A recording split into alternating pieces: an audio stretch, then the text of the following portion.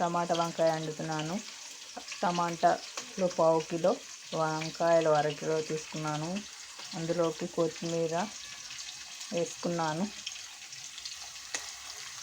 Stove నుంచి బాండీ పెట్టి అందులో 2-3 టేబుల్ స్పూన్ల ఆయిల్ వేసి పోపు దినుసులు వేసి గోలివ్వాలి. అందులో పచ్చిమిర్చి వేసి 4-5 పచ్చిమిర్చి కట్ చేసి ఇందులో వేసుకోవాలి.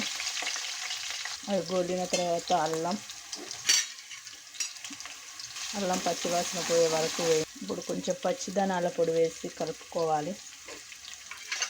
1 టేబుల్ స్పూన్ పసుపు వేసి కలుపుకోవాలి. ఇప్పుడు తరిగి పెట్టిన వంకాయలను వేయాలి. ఇప్పుడు వాటిని కలుపుకోవాలి. ఇప్పుడు వంకాయ ఉడకడానికి 1/2 టేబుల్ స్పూన్ ఉప్పు వేసి కలుపుకోవాలి. ఇప్పుడు మూత పెట్టి 2 నిమిషాలు